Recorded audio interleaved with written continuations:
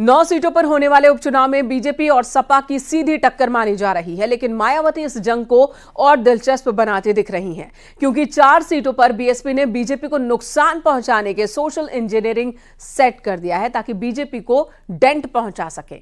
तो 3 सीटों पर समाजवादी पार्टी को मैदान से बाहर करने की रणनीति तैयार की गई है। माना यह जा रहा है कि यह उपचुनाव बीएसपी के लिए अस्तित्व की लड़ाई है और इसमें अपनी पूरी ताकत दिखाने के लिए बीएसपी जोर लगा रही है। और यही वजह है कि मायावती ने प्रत्याशियों का ऐसा जातीय समीकरण सेट किया है जो एसपी और बीजेपी दोनों के लिए ही खतरे की घंटी बन सकती है। इसी पर आपको यह रिपोर्ट दिखाते हैं।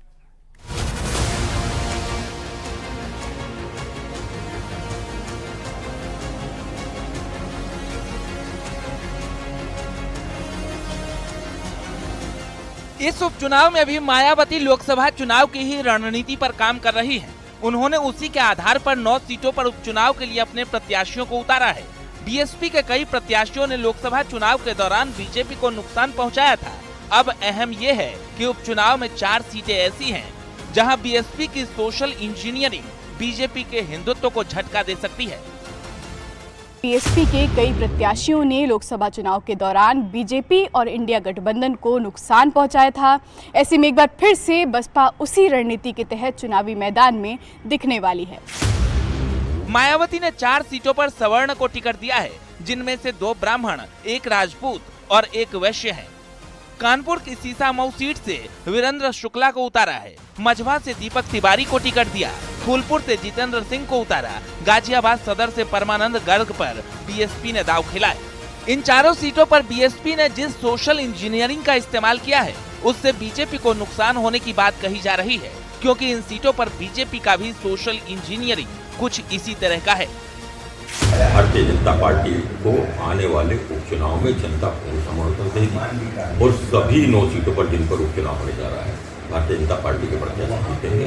बसपा कोई रणनीति बनाए, गठबंधन इंडिया गठबंधन कोई रणनीति बनाए, भारतीय जनता पार्टी का जो गठबंधन यहाँ है वो सर्वोपरि रहेगा, वो जनता के प्यार से ऊपर रहेगा और जनता के सहयोग से पूरा आशीर्वाद भारतीय जनता पार्टी और समर्थित दलों को मिलेगा। इसके अलावा बीएसपी ने मैनपुरी की करहल सीट से शाह के उम्मीदवार को टिकट दिया है, जो एक ऐसा वोट बैंक है जो बीजेपी और सपा दोनों के लिए महत्वपूर्ण है, क्योंकि दोनों ने इस सीट से यादव प्रत्याशियों को टिकट दिया है।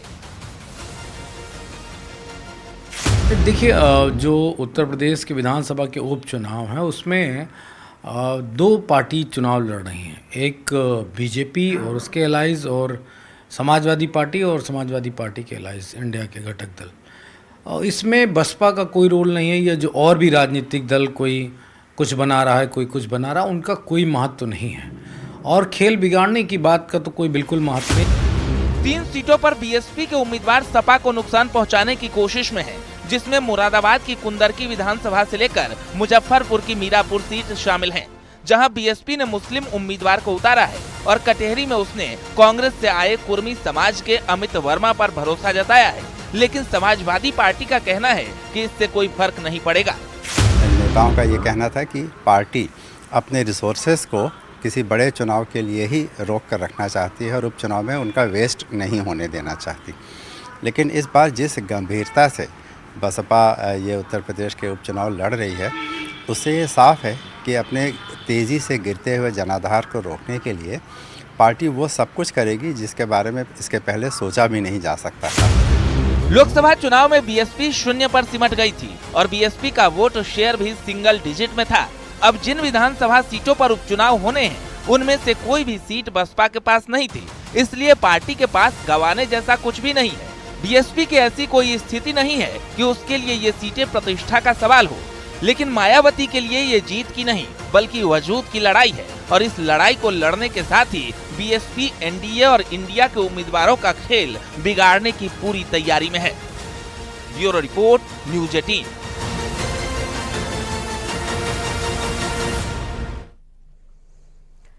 दीपावली के पर्व को लेकर प्रधानमंत्री मोदी ने बड़ा बयान दिया। पीएम मोदी ने कहा कि इस बार की दिवाली बहुत ही खास है। 500 साल बाद श्री राम अयोध्या मंदिर में विराजमान हुए हैं। श्री राम के विराजमान होने के बाद ये पहली दिवाली है। पीएम मोदी ने कहा कि अयोध्या मंदिर के लिए लाखों लोगों ने बलिदान दिया है।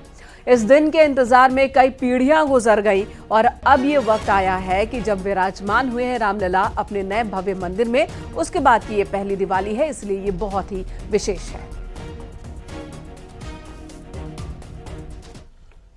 दो दिन बाद हम सभी दीपावली का पर्व भी मनाएंगे और इस साल की दीपावली बहुत खास है, बहुत विशेष है। आपको होगा कि भाई दिवाली तो हर बार आती है, इस बार विशेष क्या हो गया? मैं बताता हूं विशेष क्या है। 500 वर्षों के बाद प्रभु श्री राम अयोध्या के अपने भव्य मंदिर में विराजमान है और उस भव्य मंदिर में विराजमान होने के बाद ये पहली दीपावली है और इस दीपावली की प्रतीक्षा में कई पीढ़ियां गुजर गई, लाखों लोगों ने बलिदान दिए, यातनाएं झेली। हम सभी बहुत सौभाग्यशाली हैं जो ऐसी विशेष खास भव्य दिवाली के साक्षी बनेंगे। मेरठ में ईएसआई अस्पताल का भूमि पूजन हुआ। पीएम मोदी ने वर्चुअल भूमि पूजन किया है। कार्यक्रम में सीएम योगी आदित्यनाथ भी शामिल हुए। सीएम योगी ने इस दौरान सभी से दीपोत्सव के दौरान अपने घर में भी दीप जलाकर रामलला विराजमान होने की खुशी मनाने की अपील की। सीएम योगी ने 70 साल से ऊपर के लोगों को हर साल 5 लाख का आयुष्मान बीमा मिलने पर बधाई भी दी। जयंती के अवसर पर जो इतनी सौगात मिलने जा रही कि 70 वर्ष से ऊपर का हर व्यक्ति इस सुविधा से आच्छादित होगा। मुझे लगता है कि डॉक्टर लक्ष्मीकांत वाजपेयी जी तो उसी की तैयारी कर रहे थे कि अब वे भी आच्छादित हो जाएंगे आयुष्मान भारत की सुविधा से। 5 लाख की सुविधा उनको प्राप्त हो, हर एक 70 वर्ष से ऊपर के हर व्यक्ति को प्राप्त होगी हर वर्ष। और आप एक तो आपके पास एक गारंटी होगी, दूसरा यहां पे हॉस्पिटल का भी शिलान्यास होने जा रहा है। यहां पर और भी अन्य अनेक सुविधाएं आने जा रही हैं और विकास का सिलसिला हमारे कर्मठ जनप्रतिनिधियों के मार्गदर्शन, उनके नेतृत्व में अनवरत इसी रूप में चलता रहेगा। इस विश्वास के साथ आप सबको मैं दीपावली की, भैया दूज की, गोवर्धन पूजा की और आने वाले यानी आज से प्रारंभ होने वाले 5 दिवसीय दीपोत्सव के कार्यक्रम की हृदय से बधाई देता हूं। कल मुझे अयोध्या धाम रहना है। अयोध्या में रामलला के प्रकट होने के बाद, रामलीला के विराजमान होने के बाद पहला दीपोत्सव का आयोजन भी है और मैं आपका भी आह्वान करूंगा, अयोध्या के दीप के साथ आपके घरों में भी दीप जलने चाहिए। भगवान राम के आगमन पर आपके घरों में भी दीप जलने चाहिए। समाजवादी पार्टी की तरफ से लगाए जा रहे 27 के 27 वाले सत्ताधीश वाले पोस्टर पर डिप्टी सीएम केशव प्रसाद मौर्य का बयान आया। डिप्टी सीएम ने कहा कि अखिलेश यादव मुंगेरी लाल के सपने देख रहे हैं। 27 तो क्या वो 47 में भी सत्ताधीश नहीं बन पाएंगे। 27 में भी सीएम योगी के नेतृत्व में ही यूपी में बीजेपी की सरकार बनने वाली है। देखिए, 27 के सत्ताधीश का स्वप्न देखना मुंगेरी लाल की तरह कोई नहीं रोक सकता है, लेकिन तीसरी बार भाजपा सरकार उत्तर प्रदेश में फिर बनेगी। हरियाणा में पूरे देश का मीडिया, पूरे देश में कांग्रेस और उनके विपक्षी साथी एक ही बात कह रहे थे कि हरियाणा में भाजपा जा रही है, कांग्रेस आ रही है। रिजल्ट आया तो क्या हुआ? तीसरी बार भाजपा सरकार बन गई। ये 27 के सत्ताधीश नहीं, ये 47 के भी सत्ताधीश नहीं बन सकते। इधर बस्ती में बीजेपी के पूर्व सांसद और असम प्रभारी हरीश द्विवेदी ने विवादित बयान दिया। उन्होंने कहा कि हिंदू धर्म के लोग धनतेरस पर सनातन धर्म को मानने वाले लोगों से ही सामान खरीदें। साथ ही कहा कि विशेष समुदाय के कुछ लोग कट्टरपंथी अपने समाज के से हिंदुओं की दुकान से सामान न खरीदने की अपील कर रहे हैं।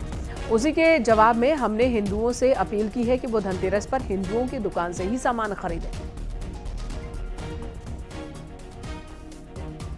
किया कि इस धनतेरस के अवसर पर, इस शुभ दीपावली के अवसर पर आप खरीदारी सनातन धर्म मानने वाले दुकानदारों से के यहाँ ही कीजिए, क्योंकि कट्टरपंथ लगातार एक विशेष वर्ग के द्वारा बढ़ाया जा रहा है और कहीं कहीं हिंदुओं का बहिष्कार करने की घोषणा भी की जा रही है और लगातार ये प्रयास किया जा रहा है। इसका एक उचित जवाब शिष्ट भाषा में कह सकते हैं यही है कि हिंदू को भी जागरूक होना चाहिए और अपने त्योहारों के अवसर पर खरीदारी जो भी दीपावली मनाने वाले लोग हैं, धनतेरस मनाने वाले लोग हैं, उनके यहाँ करना चाहिए। यूपी सरकार के मंत्री राकेश सचान ने एसपी पर निशाना साधा। उन्होंने कहा कि ये सिर्फ पीडीए की बात करते हैं, लागू नहीं करते। उधर बीजेपी पिछड़े दलितों के लिए काम करती है, ये दावे किए। वो पीडीए की बात जरूर करते हैं लेकिन लागू कभी नहीं करते हैं। वोट लेने के लिए बात करते हैं। भारतीय जनता पार्टी आज से नहीं, पहले से भी लगातार दलित, पिछड़ा सभी संगठित करके लोगों को हक देती रही है, टिकट भी देती रही है। मंत्रिमंडल के गठन हुए हैं तो उसमें भी आप देखिए कि पूरी तरह से हर जाति, हर वर्ग का प्रतिनिधित्व है। इनके पुराने मंत्रिमंडलों को देख लीजिए आप, जो ये पीडीए की बात करते हैं तो पूरा परिवार रहा है, कहीं कोई पिछड़ा, दलित ऐसा प्रतिनिधित्व नहीं रहा। कैबिनेट तक का दर्जा किसी को इन्होंने नहीं दिया ओबीसी में। तो पूरे प्रदेश की जनता जानती है कि कहाँ क्या स्थिति है। डिप्टी सीएम केशव प्रसाद मौर्य ने कांग्रेस पर सरदार पटेल के अपमान का आरोप लगाया। डिप्टी सीएम ने कहा कि महापुरुषों का अपमान करने वाली पार्टी कांग्रेस अपने खात्मे की ओर बढ़ रही है। सरदार पटेल अगर देश के पहले पीएम बने होते तो पाकिस्तान अलग होकर आतंक की फैक्ट्री न बना होता। मैं व्यक्तिगत तौर से मानता हूं, देश के प्रथम प्रधानमंत्री अगर सरदार पटेल होते तो विश्व के मानचित्र में पाकिस्तान, जो आतंकवादियों को पैदा करने की फैक्ट्री है, उसका नाम नहीं आता। देश में मुस्लिम तुष्टीकरण की राजनीति नहीं होती, परिवारवाद की राजनीति नहीं होती। जम्मू कश्मीर को 370 और 35A की जो बीमारी है उससे ग्रस्त नहीं होना पड़ता। माननीय नरेंद्र मोदी जी के नेतृत्व में सरकार बनने के बाद 370 और 35 से हटने के बाद पहली बार, आज़ादी के बाद पहली बार जो श्री उमर अब्दुल्ला जी की अगुवाई में वहाँ भी सरकार बनी है, उसने भारत के संविधान के अनुसार शपथ लिया है। पहले जम्मू कश्मीर का अलग संविधान होता था, अलग उनका ध्वज होता था, लेकिन अब एक तिरंगा, एक राष्ट्र, एक ध्वज, एक राष्ट्र, एक संविधान। तो यह जो कार्य हुआ है वह ऐतिहासिक है। मैं सरदार पटेल जी के चरणों में अपनी विनम्र श्रद्धांजलि अर्पित करता हूं और उनके अधूरे सपनों को माननीय नरेंद्र मोदी जी के नेतृत्व में देश पूरा कर रहा है और आगे और मजबूती से पूरा करेगा, ऐसा विश्वास करता हूं। मशहूर कथावाचक जया किशोरी का एक वीडियो सोशल मीडिया पर वायरल है जिसमें वो एक बैग के साथ दिख रही हैं। दावा है कि इस बैग की कीमत लाखों में है। इतना ही नहीं, लोग ये भी दावा कर रहे हैं कि ये बैग जानवर की खाल से बना है, यानी कि लेदर का बना हुआ है। सोशल मीडिया पर लोग अब जया किशोरी को ट्रोल कर रहे हैं। इस पर खुद जया किशोरी ने प्रतिक्रिया दी है। उन्होंने दावा किया कि बैग में कहीं भी लेदर नहीं है। जया किशोरी ने यह भी कहा कि हमेशा से सनातनी टारगेट पर रहे हैं, सनातनी को टारगेट किया जाता रहा है। ये बैग कई सालों से मेरे पास है। पहला तो जो बैग की बात है, bag is a customised bag, और जो सबसे पहली चीज लोग कह रहे हैं कि लेदर है, उसमें कहीं भी लेदर नहीं है। वो एक कस्टमाइज बैग है, और कस्टमाइज का मतलब कि आप अपनी मर्जी से बनवाते हैं, इसलिए मेरा नाम तक लिखा हुआ है उसमें कि मैंने अपना नाम, कि वो एक कस्टमाइज बैग है, उसमें कहीं से भी कोई लेदर नहीं है। और मैं अपनी गारंटी ले सकती हूँ, पर मैं किसी कंपनी की कोई गारंटी नहीं लेती। पर मैंने ना कथा करने से पहले, ना अभी, और मैं आगे की भी गारंटी लेती हूँ कि मैंने कभी लेदर यूज नहीं किया, ना मैं कभी करूंगी। और ऐसे ऐसे पेजेस का इसको अपलोड करना जिनका शायद बहुत समय से, हमेशा से जो सनातनी है वो टारगेट में रहे हैं। बिकॉज जब हमने उनके पेजेस को सर्च किया, जो हमारी सोशल मीडिया एजेंसी है वो सर्च कर रही है, तो बैक टू बैक देख रहे हैं कि जब भी कोई सनातनी कोई अच्छा कार्य करने का कोशिश करता है वो उन्हीं को टारगेट करते हैं। वो जानबूझ के ऐसी चीजें उठा के लाते हैं जो उनके काम से जुड़ी नहीं है, कि वो क्या बोलते हैं, वो कितने लोगों तक अपनी बात पहुंचाते हैं, भगवान की बात पहुंचाते हैं, वो उनका क्वेश्चनिंग नहीं है। पर पर्सनल लाइफ में क्या है वो ज्यादा उनका क्वेश्चनिंग होता है। और सिर्फ मेरा नहीं, जो भी सनातन धर्म को अच्छा काम करने की कोशिश कर रहे हैं, सो इन्यूमरस पेजेस हैव अपलोडेड जिनका कोई लेना देना नहीं है स्पिरिचुअलिटी से, they have uploaded things on spirituality, जिनका इनसे पहले शायद अगर पोस्ट देखा जाए तो आई वुड से ऐसे पोस्ट हैं जो सोसाइटी को एक्चुअली खराब करने का काम करते हैं।